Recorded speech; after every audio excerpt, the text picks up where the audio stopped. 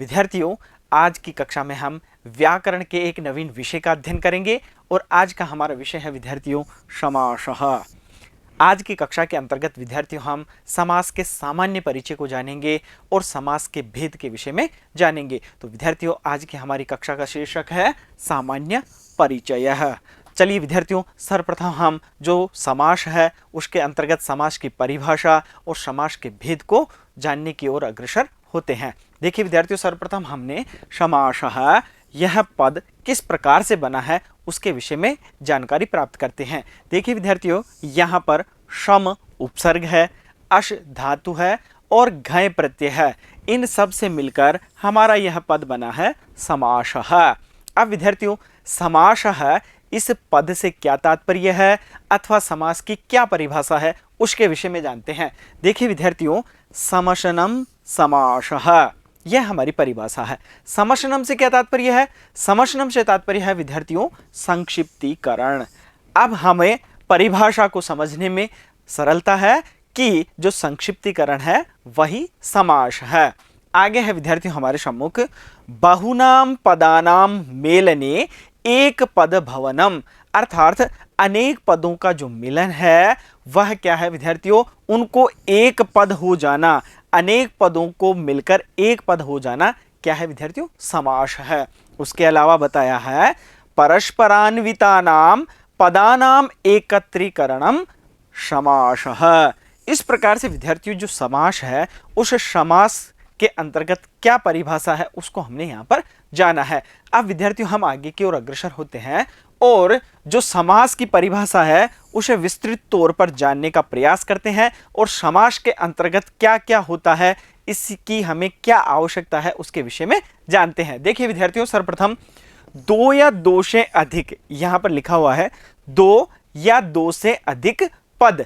अब विद्यार्थियों पद दो होंगे अथवा दो से अधिक होंगे, परस्पर अन्वित अर्थात संबद्ध समर्थ पदों के बीच में स्थित विभक्ति आदि का लोप करके एक पद बनाया जाना समास है।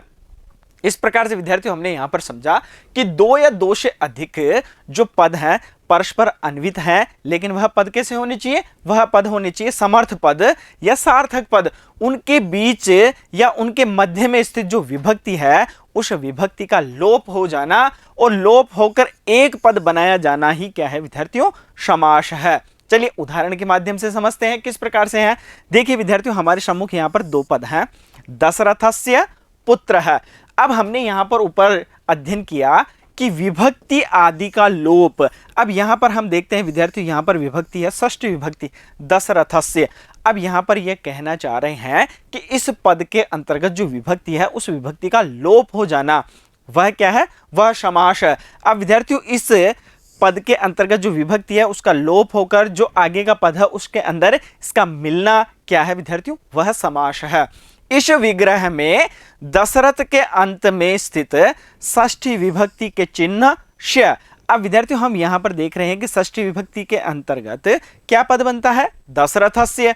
अंत में क्या लगा हुआ है, श लगा हुआ है, तो हम इसे चिन्ह के रूप में मान रहे हैं। तो क्या है, इस विग्रह में दशरथ के अंत में स्थित षष्ठी विभक्ति के चिन्ह श का लोप होकर दशरथ पुत्र है बनना समास कार्य है। हमारे सम्मुख यहाँ पर दो पद थे, प्रथम पद दशरथस्य, द्वितीय पद पुत्र है। हमने विद्यार्थियों इसमें विभक्ति का लोप किया, दशरथस्य के अंतर्गत जो षष्ठी विभक्ति है उसके जो चिन्ह है उसको हमने यहाँ पर लोप किया है। लोप करने के उपरांत जो आगे वाला पद है वह इसके अंदर मिल गया और मिलने के उपरांत हमारे पास में क्या पद आया है, दशरथ पुत्र है। और यह जो दशरथ पुत्र है बना है वह है समास। इस प्रकार से विद्यार्थियों हमने यहाँ पर समझा है कि दो या दो से अधिक जो परस्पर अन्वित जो समर्थ पद हैं उन समर्थ पदों के बीच में स्थित विभक्ति आदि का जो लोप है वह लोप होकर एक पद बनाया जाना ही क्या है विद्यार्थियों, समास है। चलिए विद्यार्थियों इसे और सघनता से समझने का प्रयास करते हैं कि किस प्रकार से दो पद होते हैं, उन दोनों पदों को क्या कहेंगे। देखिए विद्यार्थियों, दो पदों में प्रथम पद को पूर्व पद तथा द्वितीय या अंतिम पद को उत्तर पद कहा जाता है। अब विद्यार्थियों वहां पर हमने दो पदों का अध्ययन किया, दशरथस्य पुत्र है। तो अब वहां पर जो दो पद है विद्यार्थियों उसके अंतर्गत जो प्रथम पद है उसे क्या कहेंगे, पूर्व पद, और जो पुत्र है या द्वितीय पद है उसे हम क्या कहेंगे, उत्तर पद। अब यहां पर विद्यार्थियों हम उदाहरण के माध्यम से समझते हैं कि जैसे दशरथ पुत्र है, हमने यहां पर एक पद लिया है, समास युक्त पद है, दशरथ पुत्र है। इसके अंतर्गत विद्यार्थियों जो दशरथ है वह क्या है, वह पूर्व पद है, पुत्र है क्या है, वह उत्तर पद है। यहां पर बताया गया है कि समास के प्रसंग में अर्थ को बताने वाले पदों के समूह के विग्रह को व्यस्त पद भी कहा जाता है। अब विद्यार्थियों यहां पर हमने देखा कि यहां पर हमने क्या लिखा है, दशरथ पुत्र है। दशरथ पुत्र है के अंतर्गत दशरथ पूर्व पद है, पुत्र है उत्तर पद है। अब यह बताना चाह रहा है आगे कि समास के प्रसंग में अर्थ को बताने वाले पदों के समूह के विग्रह को व्यस्त पद भी कहा जाता है। अब विद्यार्थियों हमने यहां पर समास युक्त पद लिखा, उससे पूर्व हमने अध्ययन किया था दशरथस्य पुत्र है, इसको हम कहते हैं व्यस्त पद। क्या कहते हैं इसको, व्यस्त पद। उसके अलावा विद्यार्थियों समास कार्य के बाद जब हम इन दोनों पदों के अंतर्गत समास कार्य कर देंगे तो यह बता रहा है कि समास कार्य के बाद बने रूप को समस्त पद कहा जाता है। वह पद किस प्रकार से होता है, दशरथ पुत्र है। अब विद्यार्थियों दशरथस्य पुत्र है क्या है, व्यस्त पद है, और दशरथ पुत्र है क्या है, समस्त पद है। इस प्रकार से विद्यार्थियों हमने यहां पर समझने का प्रयास किया कि पूर्व पद क्या होता है, उत्तर पद क्या होता है, व्यस्त पद क्या होता है, और जो समस्त पद है वह क्या होता है, उनके विषय में हमने यहां पर जाना है। अब हम विद्यार्थियों आगे की ओर अग्रसर होते हैं। देखिए समास के प्रकार एवं सामान्य अर्थ। अब समास कितने प्रकार के हैं, क्या क्या उनके भेद हैं, और वह समास का जो सामान्य अर्थ है उसके विषय में हम यहां पर जानेंगे। तो विद्यार्थियों देखिए, पूर्व पद और उत्तर पद के अर्थ की प्रधानता के आधार पर, अब हमने पीछे यहां पर पढ़ा कि पूर्व पद और उत्तर पद, उसको हमने समझा कि दशरथस्य पुत्र है, दशरथ पुत्र है, उसके अंतर्गत दशरथ पूर्व पद है, पुत्र है, उत्तर पद है। तो यह बता रहा विद्यार्थियों पूर्व पद और उत्तर पद में अर्थ की प्रधानता के आधार पर समास के भेद किए जा सकते हैं। अब दोनों जो पद हैं उन पदों के अर्थ की प्रधानता के आधार पर समास के भेद किए जा सकते हैं। अब वह भेद क्या क्या किए जा सकते हैं, देखिए सर्वप्रथम है विद्यार्थियों हमारे सम्मुख अव्ययी भाव समासः। प्रथम भेद हमारे सम्मुख है। देखिए इसका क्या तात्पर्य है, इस समास में प्रायः पूर्व पद के अर्थ की प्रधानता होती है। अब विद्यार्थियों हमें यह तो जान लिया है कि पूर्व पद किसे कहते हैं, उत्तर पद किसे कहते हैं। अब यहां पर यह बता रहे हैं विद्यार्थियों कि जो प्रथम भेद हमारे सम्मुख है उसके अंतर्गत जो पूर्व पद आता है उस पूर्व पद के अर्थ की प्रधानता होती है। तो लिखा गया है इस समास में प्रायः पूर्व पद के अर्थ की प्रधानता होती है। उदाहरण से समझते हैं विद्यार्थियों, उपकृष्णम। यहां पर हमें हमारे सम्मुख समस्त पद है उपकृष्णम। अब यह बताना चाह रहा है कि विद्यार्थियों इसके अंतर्गत जो पूर्व पद है उसकी प्रधानता है।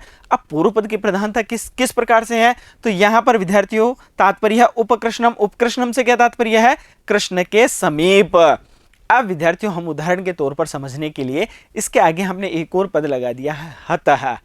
अब क्या तात्पर्य हुआ इसका, कृष्ण के समीप वाला मारा गया। क्या कहना चाह रहा है, यहां कृष्ण का अर्थ प्रधान नहीं होकर समीप वाले अव्यय उप का अर्थ प्रदान है। अब यहां पर विद्यार्थियों जो पद था हमारे सम्मुख उपकृष्णम, इसके अंतर्गत उन्होंने बताया कि जो पूर्व पद है, अब यहां पर पूर्व पद क्या है, उप है, तो उप की क्या है यहां पर प्रधानता है।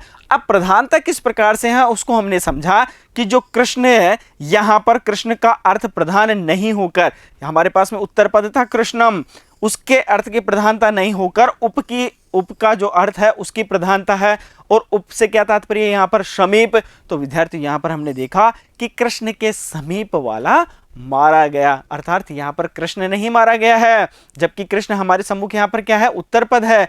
तो उत्तर पद के अंतर्गत जो कृष्ण है वह नहीं मारा गया है, जो उप है अव्यय है जिसका तात्पर्य समीप है वह मारा गया है। तो तात्पर्य क्या रहा इसका, समस्त कृष्ण के समीप वाला मारा गया। इस प्रकार से विद्यार्थी हमने यहाँ पर समझने का प्रयास किया है कि किस प्रकार से पूर्व पद की यहाँ पर प्रधानता बताई गई है।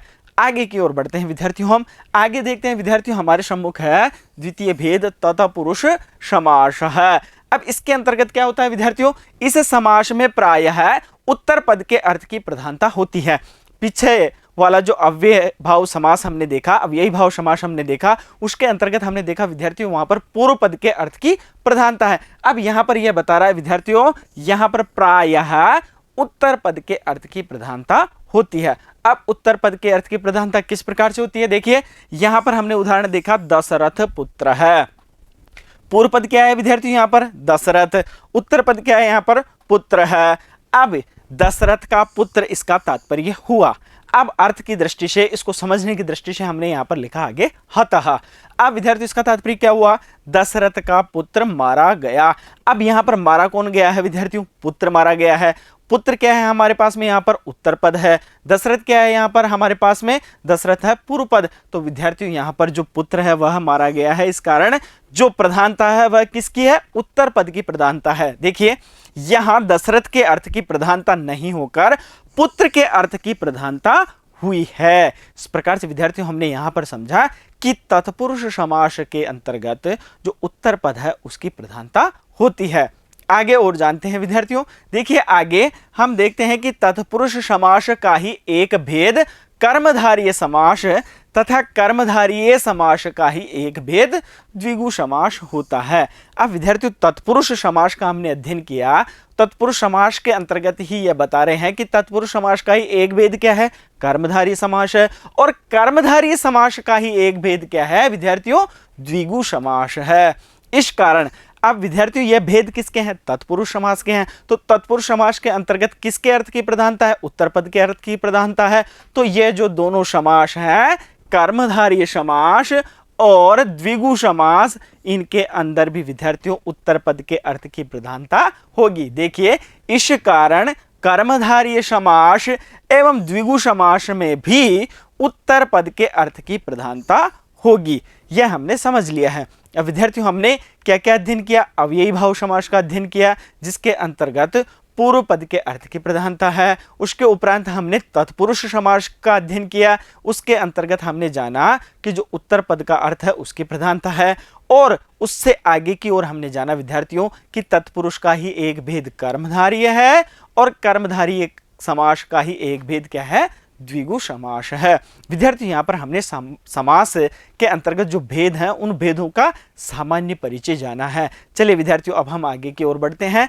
आगे है विद्यार्थियों हमारे पास में बहुव्रीहि समास। अब विद्यार्थियों इस समास में प्रायः अन्य पद के अर्थ की प्रधानता होती है। यहां पर यह बताना चाह रहा है विद्यार्थियों, हमारे सम्मुख दो पद थे, पूर्व पद और उत्तर पद। तो यह समास तो यह कह रहा है कि दोनों ही जो पद हैं उनके अर्थ की प्रधानता नहीं होती है, यहां पर तो उनसे इतर अर्थात किसी अन्य अर्थ की ही प्रधानता होती है। अर्थात पूर्व पद उत्तर पद से भिन्न अन्य किसी तीसरे पद के अर्थ की प्रधानता होती है। अब यहां पर न तो पूर्व पद प्रधान है न ही उत्तर पद प्रधान है, यहां पर तो अन्य पद है वही प्रधान है। तो विद्यार्थियों यहां पर अन्य पद के अर्थ की प्रधानता होती है। उदाहरण के माध्यम से समझते हैं कि किस प्रकार से जो अन्य अर्थ है उसकी प्रधानता होती है। देखिए रूपवद भार्या, रूपवद भार्या से क्या तात्पर्य है, रूपवती भार्या या रूपवती पत्नी, इस प्रकार से। तो विद्यार्थियों यहां पर हम अर्थ को समझने के लिए हमने लगाया हतः। अब क्या तात्पर्य हुआ, ऐसा व्यक्ति जिसकी भार्या रूपवती है वह मारा गया। अब विद्यार्थियों हमारे पास में यहां पर पूर्व पद और उत्तर पद क्या है, पूर्व पद क्या है, रूपवद अर्थात रूपवती, भार्या हमारे पास में उत्तर पद है। तो यहां पर न तो रूपवद मारा गया है न भार्या मारी गई है, मारा कौन गया है, जिसकी वह भार्या है। तात्पर्य क्या है, ऐसा व्यक्ति जिसकी भार्या रूपवती है वह मारा गया। अर्थात विद्यार्थियों यहां पर न तो पूर्व पद प्रधान हुआ न ही उत्तर पद का जो अर्थ है वह प्रधान हुआ, यहां पर तो जो अन्य पद है उसका अर्थ प्रधान हुआ है। चलिए विद्यार्थियों आगे की ओर बढ़ते हैं। आगे हम देखते हैं विद्यार्थियों द्वंद्व समास। इस समास में पूर्व पद एवं उत्तर पद दोनों के अर्थ की प्रधानता होती है। अब यहां पर विद्यार्थियों इसने बताया कि जो पूर्व पद है उसकी भी प्रधानता होगी, जो उत्तर पद है उसकी भी प्रधानता होगी, अर्थात जो दोनों पद हैं उनकी प्रधानता होगी।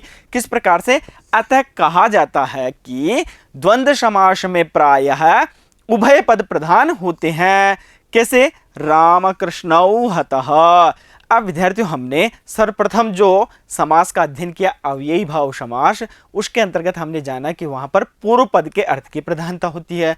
उसके उपरांत हमने तत्पुरुष समास के बारे में अध्ययन किया, सामान्य परिचय को जाना, उसके अंतर्गत हमने अध्ययन किया कि वहां पर उत्तर पद के अर्थ की प्रधानता होती है। उसके उपरांत विद्यार्थियों हमने बहुव्रीहि समास के बारे में जाना। तो बहुव्रीहि समास के अंतर्गत विद्यार्थियों हमने जाना कि न तो पूर्व पद प्रधान है न ही उत्तर पद के अर्थ की प्रधानता है, वहां पर तो अन्य पद के अर्थ की ही प्रधानता है। अब यहां पर विद्यार्थियों द्वंद्व समास के अंतर्गत बताया जा रहा है कि यहां पर पूर्व पद एवं उत्तर पद दोनों के अर्थ की प्रधानता होती है। देखिए उदाहरण के माध्यम से समझते हैं। राम कृष्णौ, क्या है? राम और कृष्ण। यहां पर पूर्व पद क्या है? राम। उत्तर पद क्या है? कृष्ण। अब विद्यार्थियों अर्थ को समझने के लिए हमने क्या लगाया? हतः। अब कहा गया है कि राम और कृष्ण मारे गए। अब विद्यार्थियों यहां पर पूर्व पद भी मारा गया है, उत्तर पद भी मारा गया है। तो इस कारण से क्या तात्पर्य हो विद्यार्थियों? यहां मरने के प्रसंग में राम और कृष्ण दोनों के अर्थ की प्रधानता है। राम और कृष्ण मारे गए। इस प्रकार से विद्यार्थियों हमने जाना कि किस प्रकार से पूर्व पद प्रधान होता है, किस प्रकार से उत्तर पद की प्रधानता होती है। आगे की ओर बढ़ते हैं विद्यार्थियों। आगे है केवल समासः। अब यहां पर तक विद्यार्थियों हमने जो समास के भेद हैं उनका अध्ययन किया। अंत में हमारे पास में है विद्यार्थियों केवल समासः। अब यहां पर बताया गया है कि उपर्युक्त समासों से बचे हुए विषय को केवल समास का विषय माना जाता है। अतः केवल समास को विशेष संज्ञा से रहित समास माना जाता है। अब विद्यार्थियों हमने जो समास हैं उनका अध्ययन किया। उन अध्ययन के दौरान जो बचे हुए विषय हैं उन विषयों के लिए इन्होंने बताया कि वहां पर केवल समास माना जाता है। तो अतः केवल समास को विशेष संज्ञा से रहित समास माना जाता है। कहा गया है विशेष संज्ञा विनिर्मुक्त है केवल समासः। इस प्रकार से विद्यार्थियों जो समास हैं जिनका हमने अध्ययन किया उसके अंतर्गत जो विषय नहीं आता है वह विषय किसके अंतर्गत आता है? वह आता है केवल समासः के अंतर्गत। इस प्रकार से विद्यार्थियों हमने समास के सामान्य परिचय को जाना और उसके आधार पर हमने समास के भेद के विषय के अंतर्गत जाना है। किस प्रकार से पूर्व पद प्रधान होता है, किस प्रकार से उत्तर पद प्रधान होता है, और उसी कारण से विद्यार्थियों वहां पर जो पद दिए हुए हैं उनके पदों के अर्थ की प्रधानता होती है। अब विद्यार्थियों हम आगे की कक्षा के अंतर्गत समास के अंतर्गत जो भेद दिए हुए हैं, समास के जो भेद दिए हुए हैं उनका अध्ययन करेंगे। तो विद्यार्थियों समासों के अंतर्गत जो भेद दिए हुए हैं उन भेदों के अध्ययन के लिए हम मिलते हैं अगली कक्षा में। तब तक के लिए धन्यवाद।